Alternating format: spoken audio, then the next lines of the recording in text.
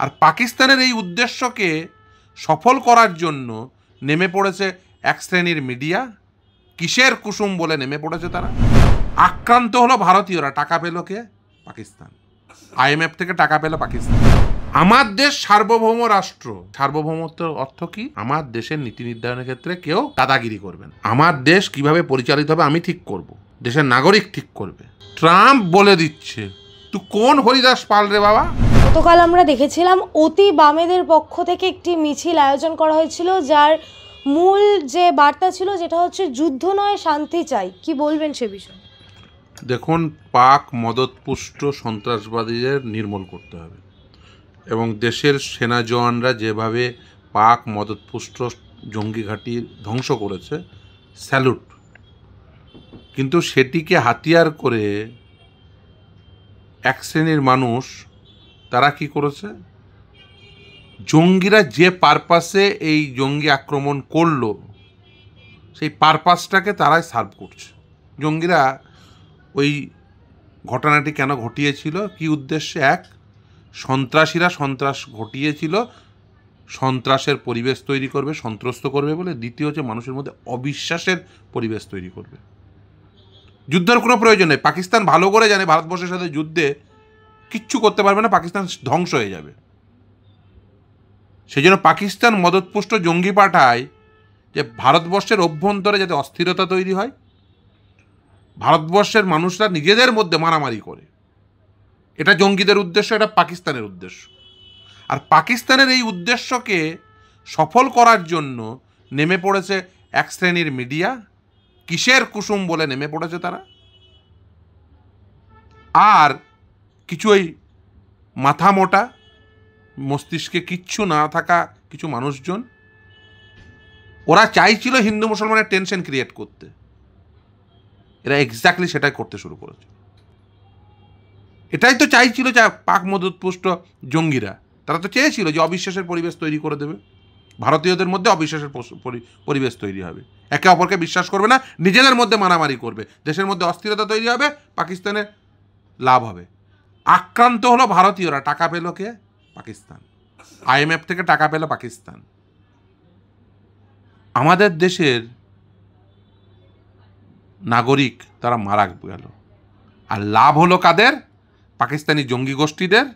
লাভ হলো পাকিস্তানের রাজনৈতিক নেতাদের আর ওখানের সেনাদের। কারণ পাকিস্তানের অর্থনীতি মূলত চালায় সেখানকার রাজনৈতিক নেতৃত্ব, সেখানকার সেনা আর সেখানকার জঙ্গিরা। এই তিনজন হচ্ছে পাকিস্তানের ইকোনমির মূল বেনিফিশিয়ারি। এই তিনটে গোষ্ঠী, জঙ্গি গোষ্ঠী, সেনা গোষ্ঠী আর হচ্ছে এই রাজনৈতিক গোষ্ঠী। এই তিন গোষ্ঠী যা টাকা আসবে, ওই IMF-এর টাকা হলেও তিনজন ভাগ করে নেবে, পাকিস্তানের অন্যান্য টাকাও এরা তিনজন ভাগ করে নেয়। আমার দেশের নাগরিককে হত্যা হতে হলো আর তার বেনিফিট পেয়ে গেল পাকিস্তান, পাকিস্তানের জঙ্গি গোষ্ঠী। গতকালের এই মিছিল নাকি অতি বাম বলে যেটা চালানো হচ্ছে সেটা নাকি বামদের দ্বারাই পরিচালিত হয়েছিল। কে বলছে? কোন পাগল বলছে? বিজেপি একাংশ এই মতামতই দিচ্ছেন। এরাই তো বলে নো ভোট টু বিজেপি বলে, মানে তৃণমূলকে ভোট পাইয়ে দেওয়ার ব্যবস্থা করে। এই যারা আছে এরাই তো আবার নো ভোট টু বিজেপি বলে, মানে তৃণমূল আর বিজেপির ভোট ভাগাভাগির ব্যবস্থা করে। দেখেন পেছন থেকে আবার বিজেপি নামিয়েছে কেন? বিজেপির একটাই জিনিস প্রয়োজন, সেটা হচ্ছে টেনশন ক্রিয়েট করতে হবে, হিন্দু মুসলমান করতে হবে। ওদের উদ্দেশ্য একটাই, যে কোনো ইস্যুতে হিন্দু মুসলমান করতে হবে। বিজেপিকে বলবেন যে 4-5টা শব্দ আছে, সেই 4-5টা শব্দ বাদ দিয়ে 4টে লাইন বলবে। হিন্দু মুসলমান, পাকিস্তান, এরকম 3-4টে শব্দ বাদ দিয়ে বলুন 4টে লাইন বলো। কোনো বিজেপি নেতা বলতে পারবে না। সিপিএম-এর বাবা নাকি চীন। দেখুন, সিপিএমের বাবাকে এটা খোঁজার আগে তাদের খুঁজুন যারা নিজের বাবাদের পরিবর্তন করে নরেন্দ্র মোদীর ছেলে বলছে নিজেদেরকে, নরেন্দ্র মোদীর বাচ্চা বলছে। সিপিএমের বাবা খুঁজতে হবে না। সিপিএমের বাবা, সিপিএম একটা রাজনৈতিক দল, তার আবার বাবা ছেলে আর কি আছে? সিপিএম রাজনৈতিক দল, ভারতবর্ষে অভ্যন্তরে তারা ওই মুচলেকা দিয়েও কোনোদিন জেল থেকে মুক্ত হয়নি, সিপিএমের নেতৃত্ব যারা আগে ছিলেন তারা ভারতবর্ষের স্বাধীনতা সংগ্রামে তাদের কন্ট্রিবিউশন কি সেটা একবার একটু ইতিহাসের পাতা উল্টে দেখে নিন। আর ইতিহাসের পাতা উল্টে তার সঙ্গে দেখে নিন যে ভারতবর্ষের স্বাধীনতার আন্দোলনে এই যারা একটু লম্পঝম্প করছে তাদের নেতাদের কি ভূমিকা ছিল। এদের আপনি যদি দেখেন, এদের দেখবেন না খুব একটা যে সুচিন্তিতভাবে যুক্তিভিত্তিক কোনো প্রকার বিশ্লেষণ করছে। আচ্ছা, এই 56 ইঞ্চি ছাতি তো ক্ষমতায়, উরি হলো, পুলওয়ামা হলো, আজকে পহেলগাঁও, 3টে ঘটনা ঘটিয়েছে কে? জঙ্গিরা। এ নিয়ে কারোর মনে কোনো সন্দেহ নেই। 56 ইঞ্চির ছাতি বলে বেড়াতো তখন যে নাম নিশান মিটিয়ে দেবো। আজকে নাম নিশান মিটিয়েছে? একটা জঙ্গিকে খুঁজে পেয়েছেন? পেলেন না কেন? প্রশ্ন তুলবে না মানুষ? কি এমন মানে বিশ্বগুরু তৈরি হয়েছে, মূল্য আমার দেশের নাগরিক, IMF এর টাকা পেয়ে গেল পাকিস্তান। কি কূটনৈতিক চাপ তৈরি করেছে? আমার দেশ সার্বভৌম রাষ্ট্র। সার্বভৌমত্বের অর্থ কি? আমার দেশের নীতি নির্ধারণের ক্ষেত্রে কেউ দাদাগিরি করবে না। আমার দেশ কিভাবে পরিচালিত হবে আমি ঠিক করব, দেশের নাগরিক ঠিক করবে। ট্রাম্প বলে দিচ্ছে, তুই কোন হরিদাস পাল রে বাবা? ইন্দিরা গান্ধী কি করেছিল এই তো লোকে এখন বলছে। মুখে বলে ওই শুধুমাত্র কিসের কুসুম বলায় টিভি চ্যানেলে বিরাট বিশ্বগুরু বলে দিল মানে বিশ্বগুরু হয়ে যায় না। পাকিস্তান থেকে এসে গুলি মারলো আমার দেশের নাগরিককে, টাকা পেল পাকিস্তান, আর তুমি বলছো বিরাট বিশ্বগুরু, বিরাট কূটনীতি বোঝে। আমার দেশ পাশের রাষ্ট্র বাংলাদেশ, আর এক পাশে চায়না, আর এক পাশে পাকিস্তান। চাইলেও আমরা কিন্তু প্রতিবেশী পরিবর্তন করতে পারবো না।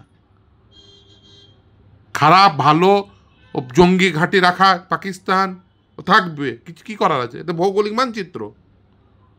কিন্তু তুই জঙ্গি ঘাঁটিকে তৈরি হতে দিচ্ছ, তাদেরকে এমন তুমি বিশ্বগুরু তৈরি হলে আমার দেশের নাগরিক গুলি খেলো আর টাকা পেল পাকিস্তান। কিসের বিশ্বগুরু? কিসের তুমি কূটনীতি জানো না? কূটনীতি বোঝো না? শুধু ডায়লগ বাজি দেশের অভ্যন্তরে, রাত 8টার সময় জুমলাবাজি। এই জুমলাবাজি আর কতদিন চলবে? আমার দেশের নাগরিক মরবে, একটা জঙ্গিকে ধরা যাবে না, উরি হবে, পুলওয়ামা হবে, পহেলগাঁও হবে। আরে ওই যেখানে ঘটনা ঘটেছে 1 ঘন্টা আগে ন্যারো এসকেপ হয়েছে, কেরল হাইকোর্টে 3 জন জাজ ওখানে গেছিলেন। আপনি দা হিন্দু নিউজ করেছে। নিরাপত্তা থাকবে না, প্রশ্ন করা যাবে না। তাদের যে ইন্টেলিজেন্স ফেলিওর তারা সেটা মানছে না। আপনি বুঝুন যে কেরল হাইকোর্টের 3 জন বিচারপতি কিছুক্ষণ আগেই ওই ঘটনাস্থলে গেছিলেন। আপনি চাইলে আমি সেই নিউজ আইটেম দেখিয়ে দিতে পারি, এবং সেটা ওই মানে আমাদের ওই কুসুম মার্কা কোনো নিউজ চ্যানেল খবর করেনি। দা হিন্দুর মতো একটা অত্যন্ত গুরুত্বপূর্ণ এবং অত্যন্ত প্রতিষ্ঠিত একটি সেই দা হিন্দুর the news, narrow escape for 3 Kerala high court জাজেস। Just কিছুক্ষণ আগেই ওখান থেকে কেরল হাইকোর্টের 3 জন জাজ এসছেন। সিকিউরিটি থাকবে না, প্রশ্ন করা যাবে না যে কোথায় নিরাপত্তা ছিল। প্রশ্ন করা যাবে না যে পুলওয়ামাতে, এই পুলওয়ামার ঘটনার পরে সত্যপাল যাদব কি বলল। প্রশ্ন করা যাবে না যে উরি, পুলওয়ামা, পহেলগাঁও একটার পর একটা ঘটনা ঘটছে, আমরা কেন জঙ্গিদের উপযুক্ত শাস্তি দিতে পারছি না, জঙ্গিদের এবং জঙ্গিদের মাথাগুলোকে নির্মূল করতে পারছি না। প্রশ্ন করা যাবে না যে কেন ঘটনা ঘটছে ভারতীয়দের বিরুদ্ধে আর টাকা পাচ্ছে পাকিস্তান। ও তো ফান্ডিং হবে, তো জঙ্গি ফান্ডিং হবে। এই শাহবাজ শরীফের মতো লোকেরা ভাগ নেবে টাকার, আর সেখানে গিয়ে যখন মনে হবে নেমে গিয়ে শুধু কি বিরিয়ানি খাওয়াটা কূটনীতি? শাল দেওয়া আম পাঠানোর বিরিয়ানি খাওয়া কূটনীতি হতে পারে? যদি আপনি যদি না চালাতে পারেন, কূটনৈতিক চাপ যদি না তৈরি করতে পারেন, একটি প্রতিবেশী রাষ্ট্র, তার সাথে বন্ধুত্বপূর্ণ সম্পর্ক ছিল, সেই প্রতিবেশী রাষ্ট্র আজকে সম্পর্ক তলানিতে ঠেকছে। বাংলাদেশ এইটুকু রাষ্ট্র,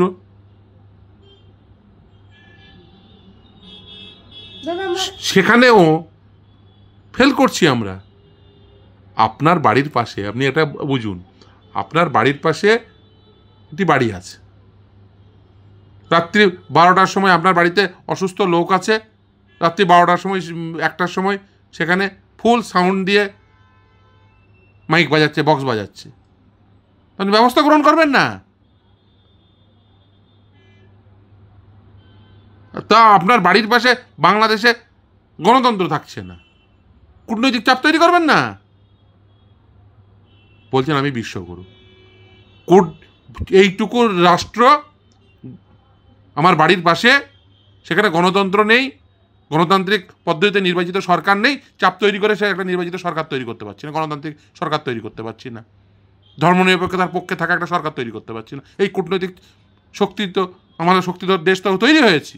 ভারতবর্ষে বর্তমানে যে পরিমাণ মানব সম্পদ রয়েছে, যে পরিমাণ উন্নততর মানব সম্পদ রয়েছে, সেই উন্নততর মানব সম্পদকে ব্যবহার করে ভারতবর্ষ সত্যি সত্যি বিশ্বগুরু হয়ে উঠতে পারে, শুধুমাত্র অপদার্থ নেতৃত্বের জন্য। রাষ্ট্রনেতা সঠিক নয়, কারণ ভারতবর্ষের নাগরিকদের সেই আভ্যন্তরীণ শক্তি রয়েছে। এই মানব সম্পদকে ব্যবহার করে বিশ্বের সেরা রাষ্ট্র হয়ে উঠতে পারে ভারতবর্ষ। সেই সম্পদ, সেই মানব সম্পদ, সেই সম্পদ ভারতবর্ষে রয়েছে, কিন্তু পারছে না কিসের জন্য? উপযুক্ত রাষ্ট্রনেতা নেই, শুধুমাত্র জুমলাবাজি আছে, মিথ্যাচার রয়েছে, আর সাম্প্রদায়িক রাজনীতি রয়েছে। বামদের যে এত দরদ, পাকিস্তানে কেন জল বন্ধ করে দিয়েছে, শান্তি মিছিল? আরে জল বন্ধ কেন? পাকিস্তানকে তাবাহ করে দাও, করছো না কেন? করছো না কেন? চারজন জঙ্গিকে ধরে নিয়ে আসো, ধর্মতলার মোড়ে টাঙিয়ে রেখে দেবো। নরেন্দ্র মোদী এবং অমিত শাহকে বলে 4জন জঙ্গিকে ধরে নিয়ে আসবে, যে তা যদি না পারে পদত্যাগ করুক। কেন ধরতে পারছে না? কিসের জন্য ধরতে পারছে না? আমার দেশের নাগরিককে মেরে চলে গেল, কেন এখনো পর্যন্ত তাদের ধরা গেল না? উরি হলো, পাহেলগাঁও হলো, পুলওয়ামা হলো, কেন পাচ্ছে না? তখন তো বড় বড় ডায়লগ মেরেছিলে। দেশ গুলি খেলো ভারতীয়রা, মরলো ভারতীয়, টাকা পেচ্ছে পাকিস্তান, আর তুমি রাষ্ট্রনেতা। বড় বড় ডায়লগ, বিশ্বগুরু। হ্যাঁ, এই বিশ্বগুরু। গুলি খেলো ভারতীয় নাগরিকরা, মরল ভারতীয়রা, IMF এর টাকা পাবে কে? পাকিস্তান। আবার ওই টাকা দিয়ে গুলি কিনবে, বন্দুক কিনবে, জঙ্গি তৈরি করবে, দিয়ে আবার ভারতবর্ষে পাঠাবে। আর এই দুর্বল, এই মানে শুধু জুমলাবাজি, জুমলাবাজির বাইরে আর কিচ্ছু নেই। না কূটনীতিটা বুঝি, না কূটনীতিটা করতে পারি। একটা পাশে একটা ছোট্ট রাষ্ট্র, গণতান্ত্রিক রাষ্ট্র, সেটা একটা স্বৈরাচারী শাসকের দ্বারা পরিচালিত হচ্ছে, একই অস্থিরতা চলছে সেখানে।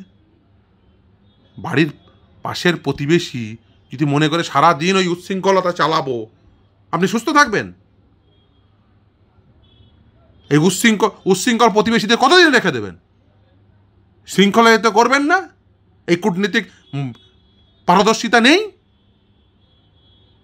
যদি না থাকে, ইন্দিরা গান্ধীর কাছ থেকে শিখে আসুন যে কি করে দেশ চালনা করতে হয়। এই পাকিস্তানকে ভেঙে দুভাগ করেছিল।